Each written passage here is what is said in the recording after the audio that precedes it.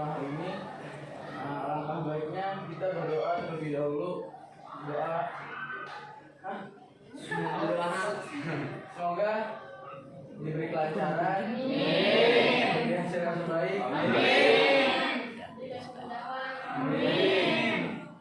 Berdoa menurut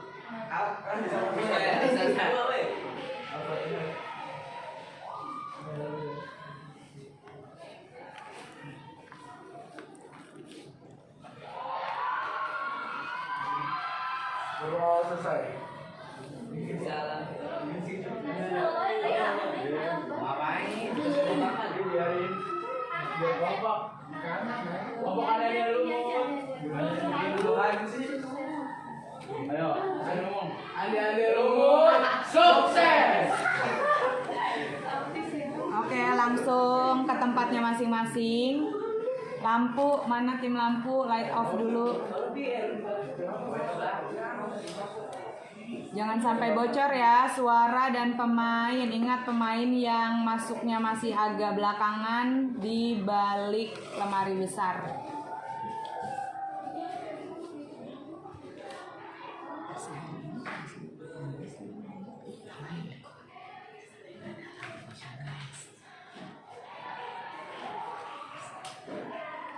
Di masa lampau, Jawa Timur memiliki dua kerajaan, yaitu Kerajaan Jenggala dan Kerajaan Kediri. Kerajaan Jenggala dipimpin oleh Raja Jayabrana yang ternyata memiliki seorang putra bernama Panji Asmarabangun. Panji Asmarabangun memiliki sifat pemberani, gagah, serta tampan. Sedangkan Kerajaan Kediri dipimpin oleh Raja Jayanegara yang ternyata memiliki seorang putri bernama Dewi Sekertaji. Dewi Sekertaji memiliki wajah yang rupawan. Dua kerajaan tersebut sangatlah kuat untuk menghindari peperangan. Dua kerajaan tersebut menjalin ikatan pernikahan antara Panji Asmarabangun dan Dewi Sekertaji.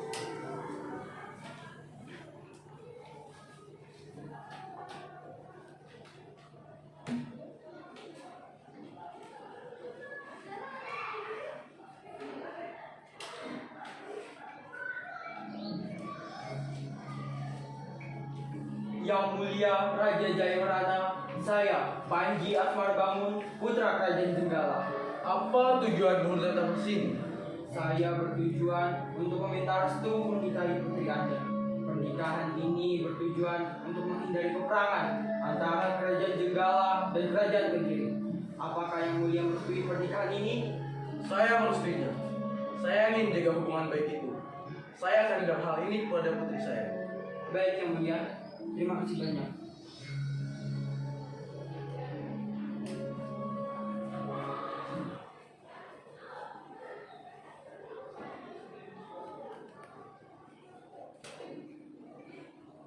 Dewi, kemarilah nak. Iya ayah, ada apa ayah? Tadi Panji Asmarabangun datang menemui ayah untuk meminta restu pada ayah. Apa ayah merestuinya? Ayah merestuinya. Pernikahanmu dengan Panji Asmarabangun bertujuan untuk menghindari peperangan antara Kerajaan Jenggala dan Kerajaan kita. Baiklah ayah.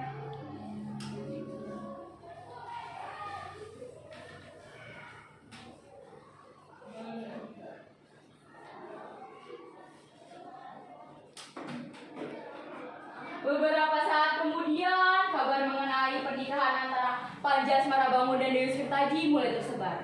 Namun ada kerajaan musuh yang tidak terima, yaitu Kerajaan Mandala. Kerajaan Mandala dipimpin oleh Raja Brawijaya yang ternyata sangat kesal oleh Raja Jayanegara karena tidak ingin menikahi putrinya dengan dirinya. Akhirnya Raja Brawijaya menghampiri Kerajaan Kediri.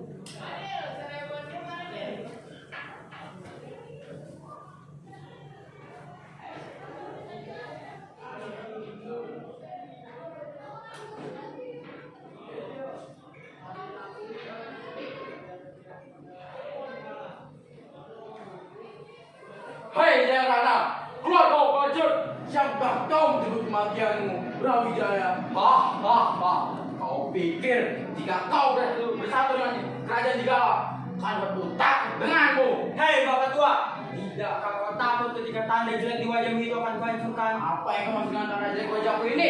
Sialan kau, sekarang maju kau. Terjadi peperangan di antara mereka dan para pasukan. Tegas kau tidak.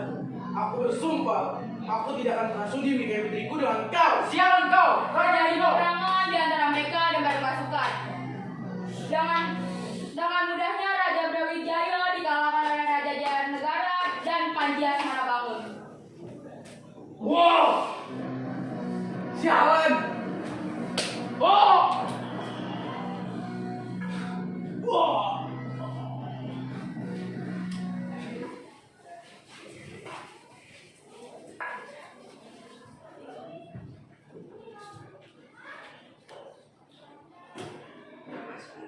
Ketika perang usai, Panji Asmarabangun mencari Dewi Sekertaji di daerah kerajaan. Setiap sudutnya sudah dicari, namun hasilnya nihil. Panji Asmarabangun akhirnya menyuruh pengawalnya untuk mencari Dewi Sekertaji di sebuah desa.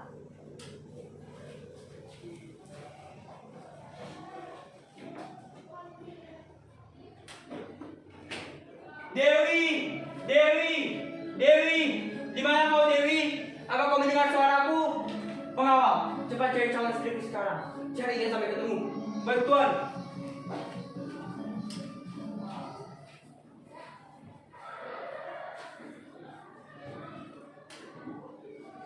Dewi Sekertaji pergi ke desa Sembara dan menyamar menjadi gadis desa. Kemudian Dewi Sekertaji menemukan sebuah rumah tua di sana. Dewi Sekertaji menghampiri rumah tua itu dan bertemu dengan seorang janda yang ternyata pemilik rumah tua tersebut.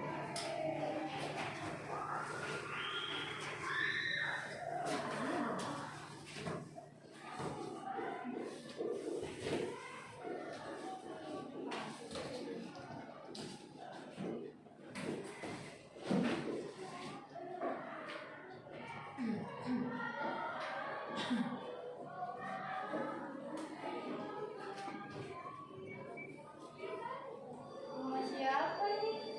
Siapa kau? Ada perlu apa kau kesini? Maaf, saya ada kesalahan. Saya tidak memiliki tempat tinggal.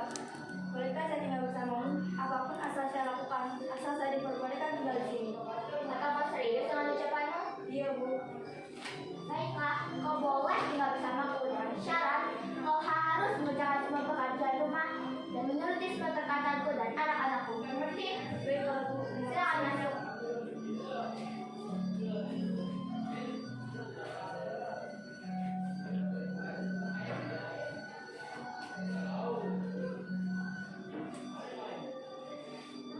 Dia siapa, Bu?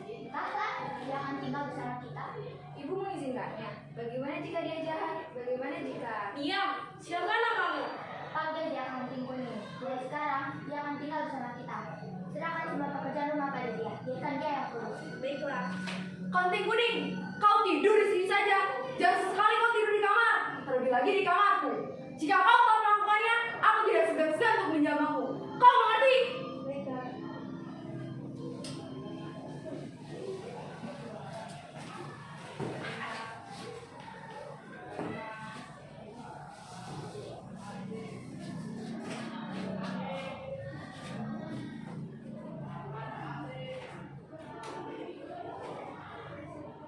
Esok paginya, Kelenting Kuning dikagetkan dengan saudara-saudara tirinya yang membangunkannya dan menarik paksa Kelenting Kuning untuk menuju dapur.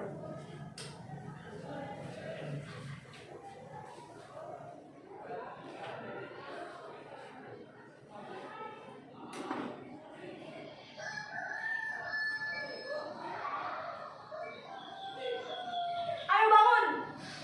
Apa kau gila? Hari sudah terang dan kau masih terus di sana. Hai, aku lapar. Cepat masak apapun yang kau bisa.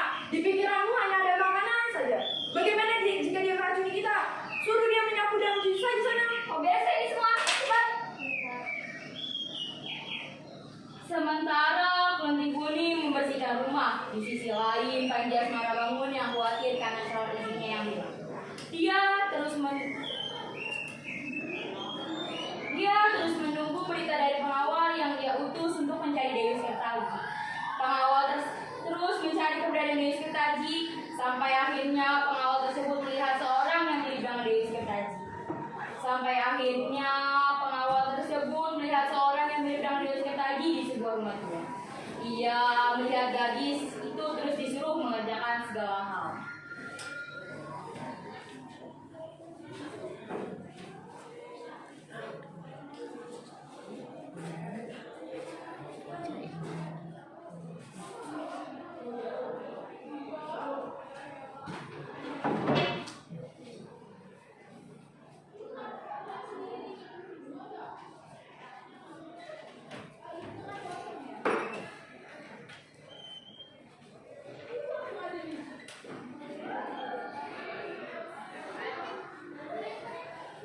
Kamping kuning, kau ini bagaimana? Mengerjakan ini saja tidak bisa. Sudah, taruh itu di situ. Dan sekarang, carilah kayu bakar cepat.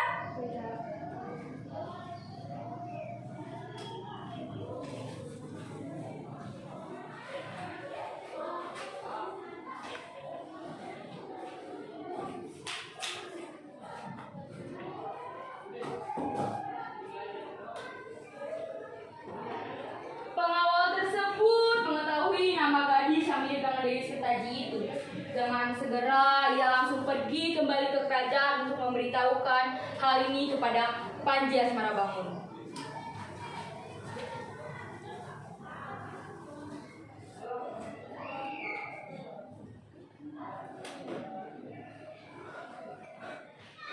Ada apa? Apa kau menemukan Dewi Sekartaji? Di mana dia? Tuan, saya melihat satu orang gadis yang sangat mirip dengan Dewi Sekartaji di desa Sambara. Dia bernama Kamping Kuning. Sungguh, dia sangat mirip dengan Dewi Sekartaji. Baiklah, ayo kita ke sana. Ayo.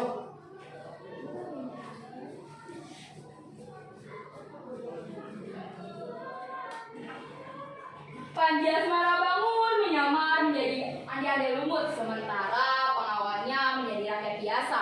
Mereka pergi ke desa Dadapan yang letaknya berdekatan dengan tempat di mana pengawal tersebut menemukan gadis yang mirip dengan Dewi Sekartaji.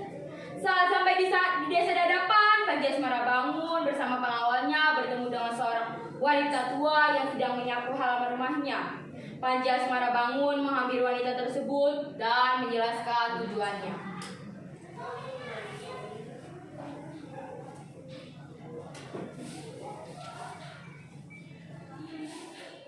Permisi, Bu. Saya Panji Asmarabangun, putra Kerajaan Jenggala. Saya menyamar menjadi ande-ande lumut untuk mencari calon istri saya yang hilang jika kepulangan kemarin.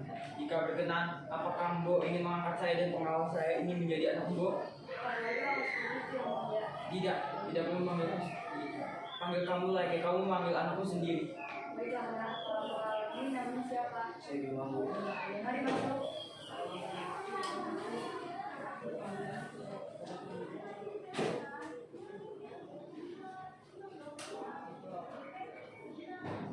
Beberapa hari kemudian, Panji Asmarabangun menyuruh pengawalnya untuk membuat sayembara. Sayembara itu berisikan bahwa ande-ande lumut ingin mencari jodoh dengan syarat siapapun yang ikut serta harus membawa bunga berjumlah 3 tangkai. Acara tersebut akan diadakan esok hari.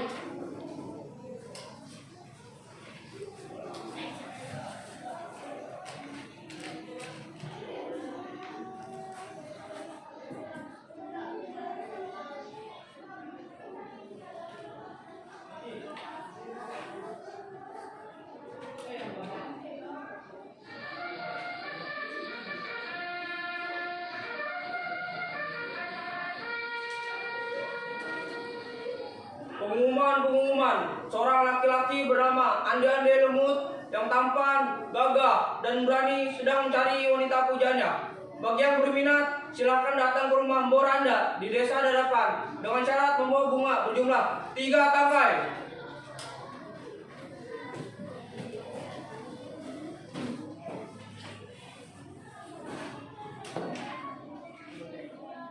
Esok paginya, berita mengenai ande-ande lumut yang mengadakan sayembara tersebut sampai di desa Sembarang, tempat Kelunting Kuning tinggal.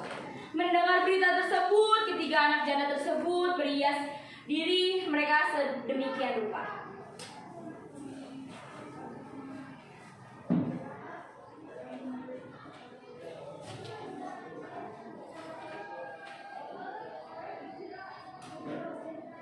Apa kalian tahu tentang berita ande-ande lumut yang mengadakan sayembara dan survei? Tentu saja, dan dalam tangga kasih tampan itu masih terpikat denganku nanti.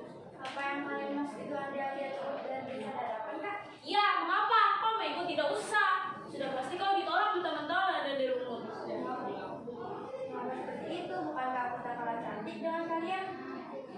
Halo, Olam. Kau lihat anakku main cantik, badannya bagus. Jelas kau jauh dengan anakku. Lebih baik kau cuci pakaian dan tidak usah ikut pergi ke sayembara itu. Sudah, aku ingin berhias. Kau kerjakan itu. Aku juga ingin berhias. Kerjakan pekerjaanmu itu. Baiklah.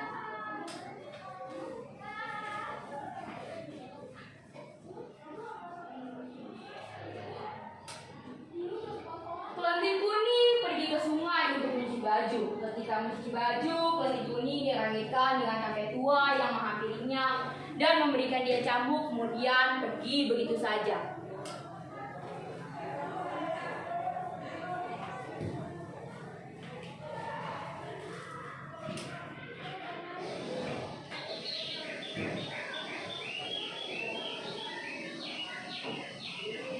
Hei nak, bilangnya pergilah ke sayembara itu sekarang. Karena kamu dapat bertemu dengan Panji Asmara Bangun. Jika terjadi apa-apa, gunakan lagi. Pak, aku di sayembara dan aku akan bertemu dengan Panji. Dan tentu saja, sepertinya perkataan kakek itu tidak dapat diragukan. Lalu bagaimana pakaian saya cuci? Tidak peduli, aku akan pergi ke sana.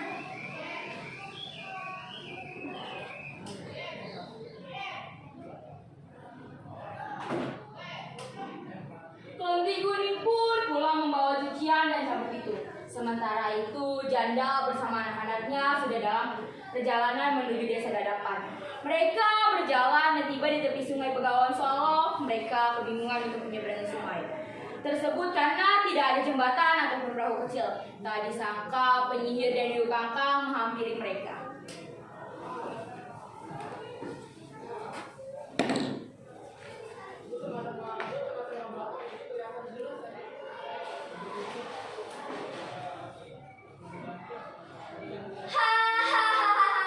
Apakah kalian ingin pergi ke sayembara? Ande-ande lumut di desa Dadapan. Ingin ku bantu untuk menyeberangi sungai ini? Ya, kami ingin ke sana. Kalau bantu kami menyeberangi sungai. Akan ku bantu dengan syarat berikan semua bunga tersebut padaku. Tunggu dulu, bodoh. Apa kau gila? Jika kita memberikan bunga ini, kita tidak bisa pergi ke sana. Membawa bunga adalah syarat untuk mengikutinya. Tapi hanya dengan cara ini kita bisa menyeberangi sungai. Lalu, bagaimana kita bisa pergi ke sana? Tubuhmu tidak bisa digantikan dengan tubuhmu ini. Anda lumut tidak akan mau, sekalipun kau memberikan tubuhmu untuknya. Hei, sudah, mau kalian malah bertengkar? Bagaimana? Mau tidak bantu? Tapi harus memberikan bunga itu untukku. Haruskah seluruh bunga yang kita kasih? Mengapa kamu sangat menginginkan bunga ini? Memangnya kenapa kalau sudah menginginkan bunga itu? Mau suka kok. Bagaimana kalau kita memberikan beberapa tangkai bunga saja? Berapa yang akan kau kasih? Cuma di piro? 4 tangkai, bagaimana? Yang benar aja. Rugi dong. 6 tangkai. Jika tidak mau juga, ya udah terserah.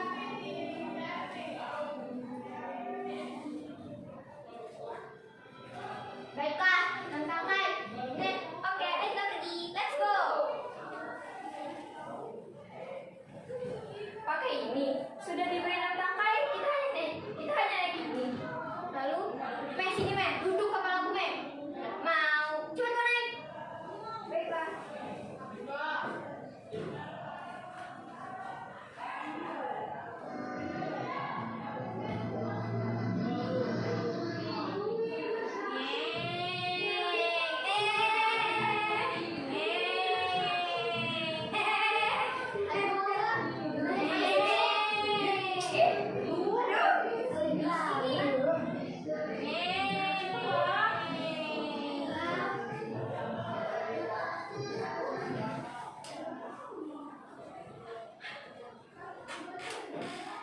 Kelenting kuning sudah selesai berias diri dan kini ia sedang menuju ke desa Dadapan sama seperti saudara tirinya.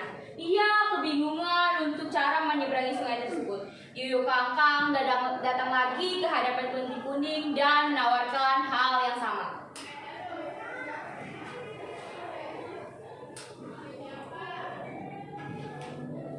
Cium manis perlu bantuan. Iya, bagaimana cara menyeberangi sungai ini? Berikan aku bunga tersebut.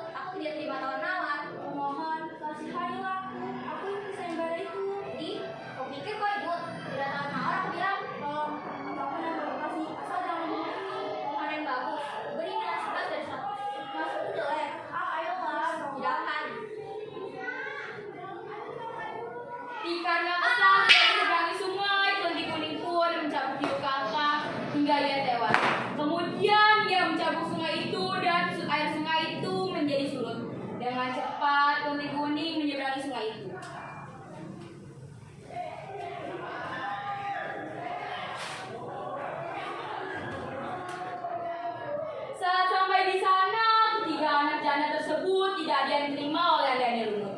Bahkan tidak ada satupun yang mengikuti sayembara tersebut yang dipilih oleh Andi Lumut.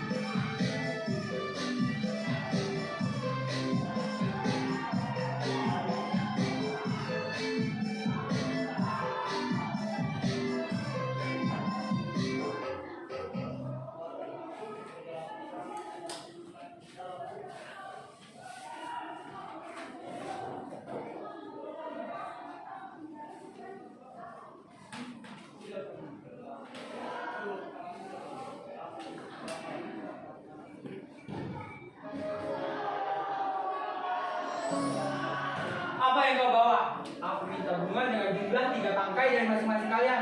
Bukan seperti ini. Tapi Diam kau. Kelenteng kuning pun sampai di rumah Boranda. Ia bertemu dengan Andi Lumut. Hei kamu, gadis yang baru datang. Kemarilah. Tiba-tiba Andi Lumut membongkar penyamanannya. Sebenarnya aku adalah Panji Asmarabangun, putra dari Kerajaan Jenggala. Saya menyamar menjadi Andi Lumut untuk menemui calon istri saya yang hilang ketika beberapa kemarin. Dan kamu sangat mirip dengannya. Emang iya. Diam kau. Semua kaget melihat itu, termasuk Kelenteng kuning. Kemudian Kelenteng kuning menghampiri Andi Lumut. Semua orang semakin kaget dengan apa yang terjadi. Aku di sini, Panji. Apakah benar kau Dewi Sekartaji? Dewi, maukah kau menjadi istriku? Ya, mau Panji. Hei, bagaimana ini? Kenapa jadi seperti ini? Pengawal, tolong usir dia dan mereka. Baik Tuan. Bima pun prosesi janda dan anak-anaknya. Bu, untuk tanda terima kasih saya kepada Mbo, saya ingin mengajak Mbo tinggal bersama saya di kerajaan. Panji Asmarabangun.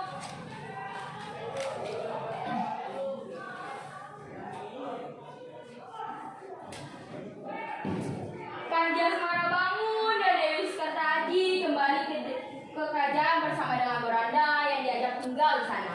Beberapa bulan kemudian, sejak kejadian itu, Panji Asmarabangun dan Dewi Sekartaji resmi menikah dan bahagia selamanya.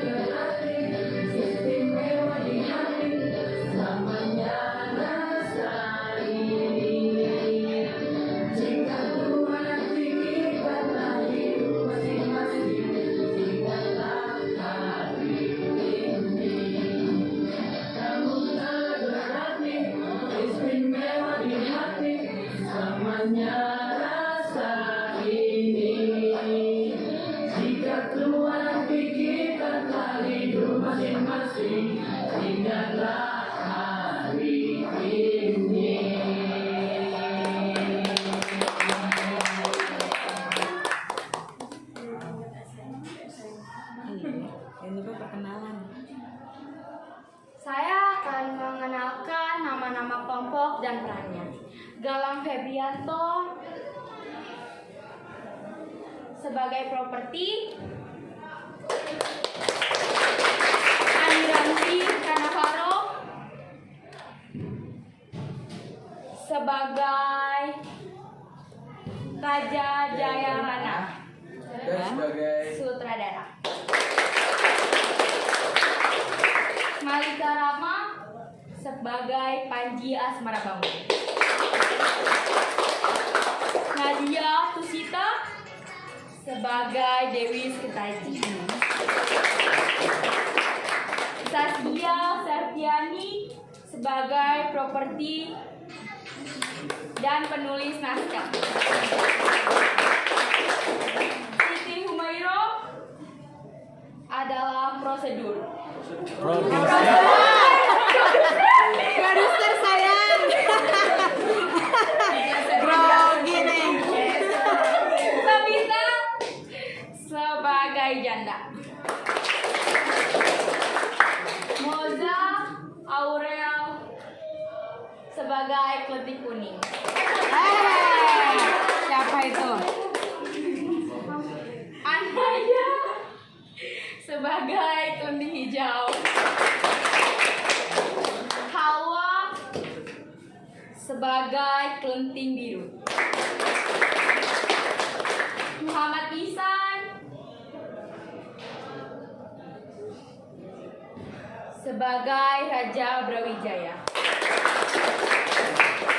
Hilwan dan properti.